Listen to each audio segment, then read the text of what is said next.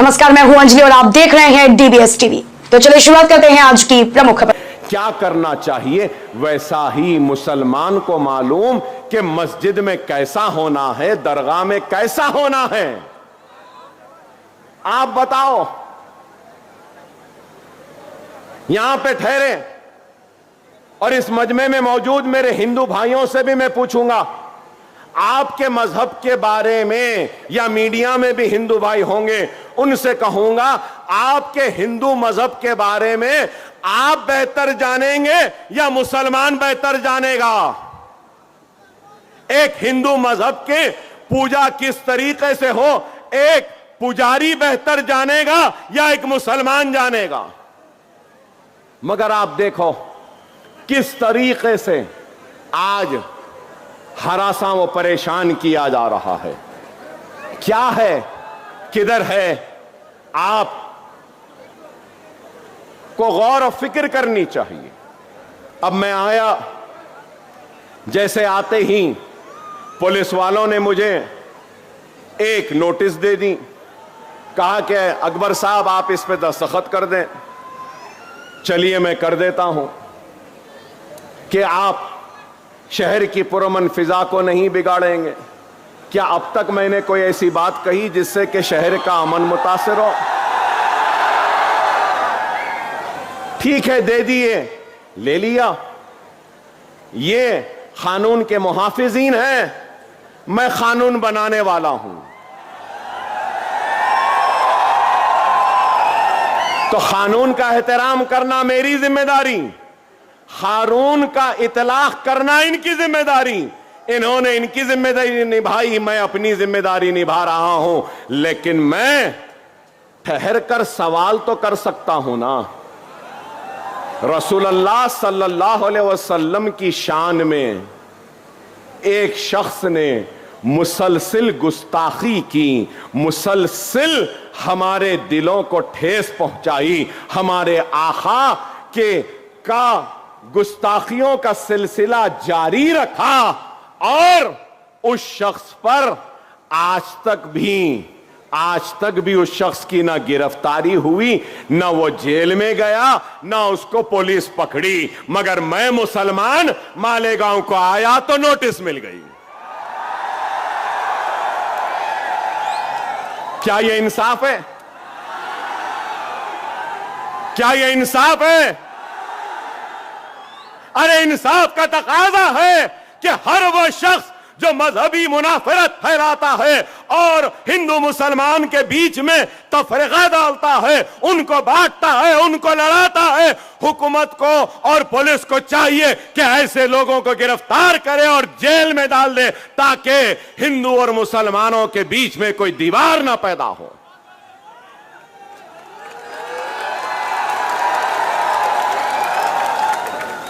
मैं एक बात कहना चाहता हूं और एक मुतालबा करना चाहता हूं। अगर मेरे मुतालबे को आप और आप सारे लोग कबूल करते हैं तो जोरदार नारा लगाना। मजलिस इत्तेहादुल मुस्लिमीन की तरफ से अकबरुद्दीन ओवैसी आज इस जलसे के जरिए इस अवाम की मौजूदगी में यह मुतालबा करता है कि रसूलुल्लाह की शान में गुस्ताखी करने वाले को फौरन गिरफ्तार किया जाए, जेल में डाला जाए। क्या आप मंजूरी देते हैं? नारे तकबीर, नारे तकबीर, नारे तकबीर।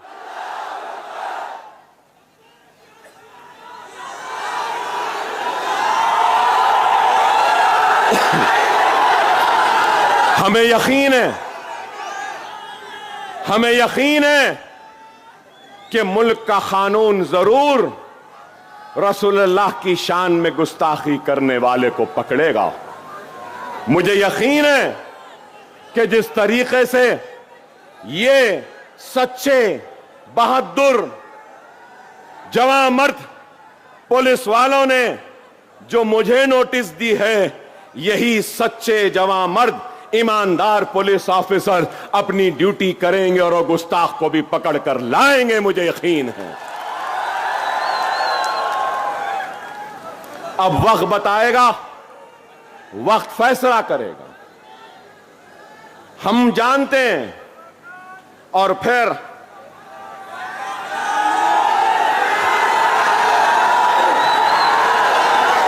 आप बताइए कि उत्तर प्रदेश के वजीर आला, उत्तर प्रदेश के चीफ मिनिस्टर ने एक बयान दिया और बयान में कहा, बटोगे तो कटोगे।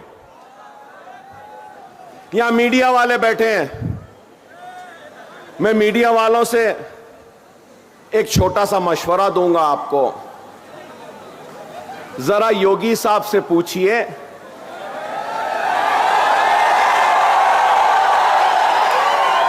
कि योगी साहब ने किसके बटने की बात की, किसके कटने की बात की। मिस्टर योगी किससे मुखातिब हैं? बटोगे किससे कह रहे हैं? कटोगे किससे कह रहे हैं? जरा पूछो ना भाई। मैं ये समझता हूं कि अगर हिंदुस्तान में हिंदू, मुस्लिम, सिख, ईसाई, पारसी अगर बटेगा तो हमारा मुल्क कमजोर होगा। अगर हम सब एक रहेंगे, हिंदू, मुस्लिम, सिख, ईसाई, तो वो दिन दूर नहीं कि हिंदुस्तान दुनिया का सुपर पावर बन जाएगा। सही है या गलत? पता नहीं ये योगी किसके बटने की बात कर रहे हैं, किसके कटने की बात कर रहे हैं। कटवाने की सियासत करने वाले आज बांटने और कटाने की बात कर रहे हैं। बुलडोजर की सियासत करने वाले आज ये बात कह रहे हैं। मॉब लिंचिंग, लव जिहाद के नाम पर काटने वाले ये बात कह रहे हैं। और यही लोग हैं जो मुल्क को कमजोर कर रहे हैं। आप बताइए, दाढ़ी है तो मारते हैं, सर पे टोपी है तो पीट देते हैं, चेहरे पे सुन्नत है तो ट्रेन में गोलियां मार दी गई। क्या सजा है? क्या है गुनाह? सर पे टोपी है, चेहरे पे सुन्नत है। गोश है तो नई बीफ है, कह दिए मार दिए। Mob lynching. अरे आप बताओ, घर वापसी के नाम पर अब वक्फ एक्ट है, तो आप गौर करो मेरे भाई, ये सब चीजें क्या हैं। मैं आज इस जलसे से न सिर्फ मुसलमानों से बल्कि मेरे हिंदू भाइयों से अपील करूंगा कि खुदारा ये मोदी योगी के बातों में ना जाओ, इस मुल्क को कमजोर होने मत दो। ये मजहब और नफरत की सियासत से एतराज करो और तरक्की के सियासत को थमा लो। आओ हम और तुम मिलकर इस मुल्क को आगे बढ़ाएंगे। लेकिन आज क्या हो रहा है बताइए। मैं आपसे यही अपील करने आया हूं कि खुदारा समझो हालात क्या हैं। हालात क्या हैं? आज आप महाराष्ट्र की सियासत को देखिए, महाराष्ट्र की सियासत को देखिए कि क्या है। मैं हमारे पुलिस ऑफिसर्स से रिक्वेस्ट करूंगा, प्लीज, डिस्टर्बेंस हो रहा है साहब, 10 मिनट है, मुझे बोलने दीजिए प्लीज प्लीज। और मैं पब्लिक से भी रिक्वेस्ट करूंगा कि जो जहां है वहां ठहर जाएं। देखो ये अपनी ड्यूटी कर रहे हैं, ठहर जाओ। 10 मिनट है, मैं खत्म कर दूंगा अपनी तकरीर, समझो। 10 मिनट हैं।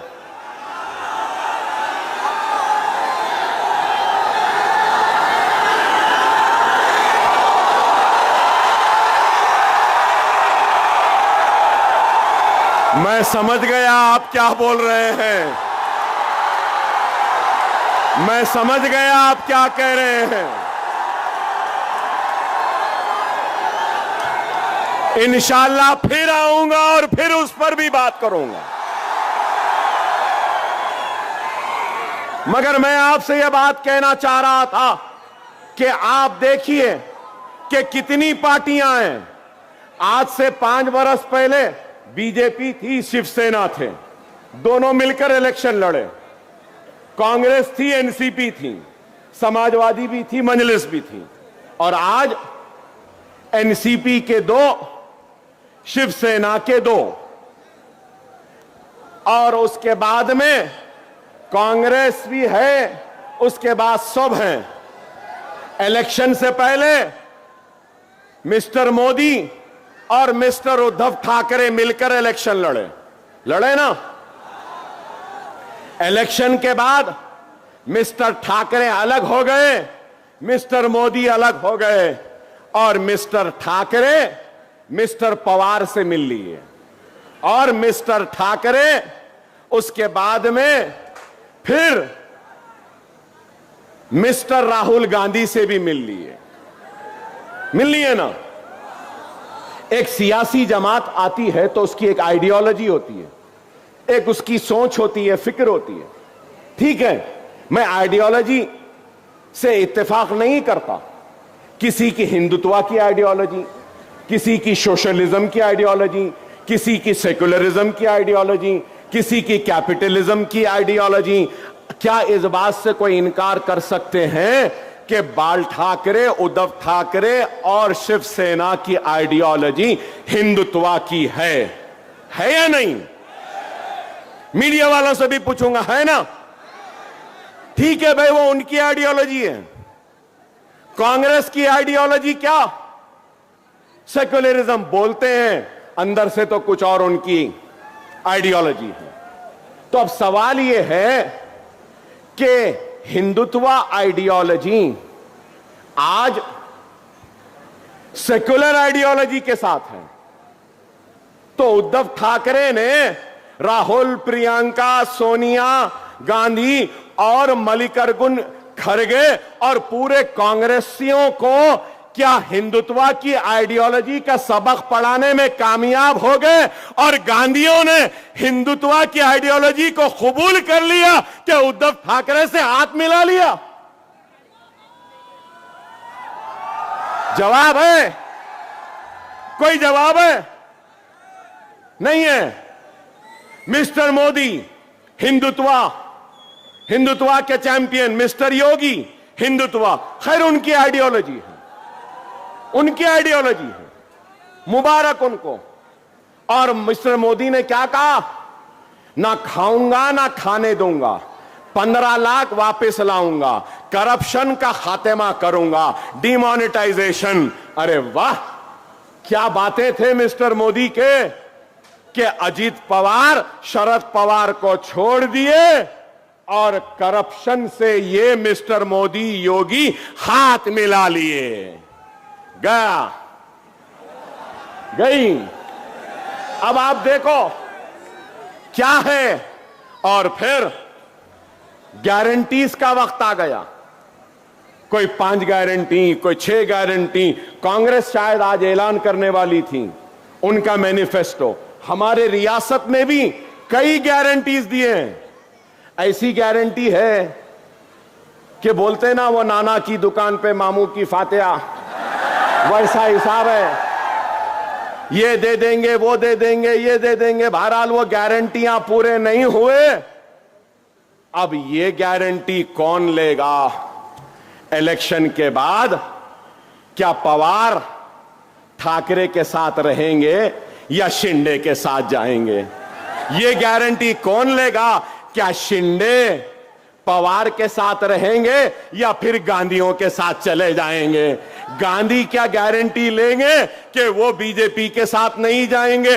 अरे ये इसकी सियासत में, महाराष्ट्र की सियासत में ना कोई आइडियोलॉजी रही, ना कोई उसूल रहे, ना कोई अक़दार रहे, कुछ नहीं रही। सिर्फ इख्तिदार की कुर्सी होना है। याद रखो, याद रखो, हमारा कोई नहीं है, सिर्फ हम वोट बैंक की तरह इस्तेमाल करते हैं। हमारे पास अपनी आवाज नहीं थी, अपनी जमात नहीं थी। अब आपकी जमात मजलिस है, जिसकी आइडियोलॉजी है आपकी खिदमत, आपकी आवाज, आपकी इज्जत, आपका वक़ार, आपकी शरीयत की हिफाजत, आपके औकाफ की हिफाजत, आपके हक की लड़ाई लड़ना।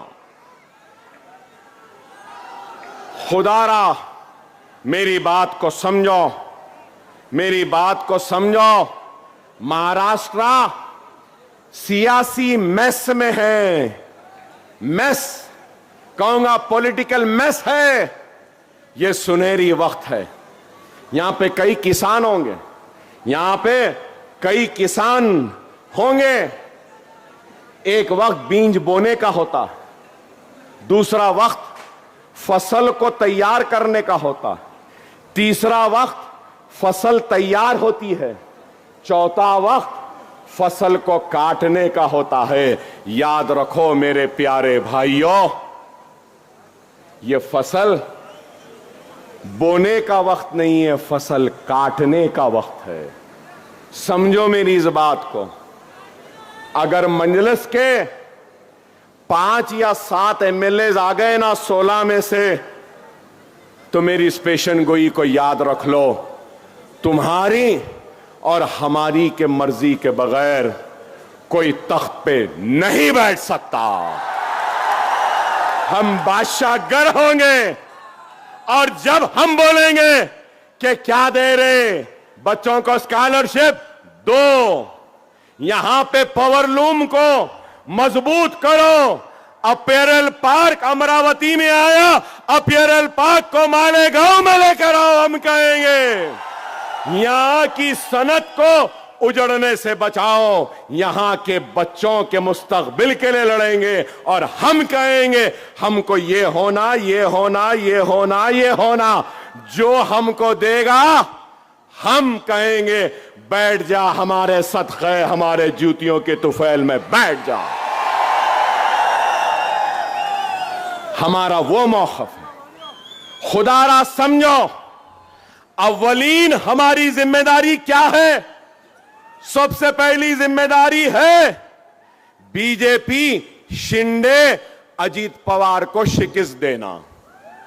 देंगे ना? चाय वाले को हराएंगे ना? वो योगी को हराएंगे ना? वो करप्ट अजीत पवार को हराएंगे ना? वो शिंदे को हराएंगे ना? उसके बाद में जिम्मेदारी है तो क्या है? मजलिस जहां है इसको जिताना। जिताएंगे ना? होशियारी से वोट का इस्तेमाल करो। कहीं ऐसा ना हो जाए कि आपका वोट बीजेपी के दामन में ना चला जाए। खुदारा अपने वोट का सही इस्तेमाल करो। अभी 2 मिनट है, 2 मिनट है। अपने वोट का सही इस्तेमाल करो। अगर मैं यही कहूंगा मजलिस को भी नहीं देना चाहते हैं, तो यह समझ लो अच्छाई और मुकाबले में अगर कोई है तो बुराई है। अपने वोट को अच्छाई के लिए इस्तेमाल करो, अपने वोट को खुशहाली के लिए इस्तेमाल करो, अपने वोट को नशा मुक्त मालेगांव बनाने के लिए इस्तेमाल करो, अपने वोट को जालिमों के खिलाफ इस्तेमाल करो, अपने वोट को उन लोगों के हक में इस्तेमाल करो जो आपकी आवाज बनते हैं। अकबरुद्दीन ओवैसी आपका था, आपका है, आपका रहेगा। वादा किया था स्कूल बनाऊंगा, इंशाअल्लाह ताला स्कूल जरूर बनेगा, ये मेरा वादा है। आसमान में 20 तारीख को सिर्फ पतंग पतंग पतंग पतंग रहेगी। नारे तकबीर, नारे तकबीर, नारे तकबीर। हिंदुस्तान, हिंदुस्तान, मजलिस इत्तेहादुल मुस्लिमीन, पतंग पतंग पतंग पतंग पतंग रहेगी, पतंग रहेगी। वाखिरु दाअवाना अल्हम्दुलिल्लाहि रब्बिल आलमीन।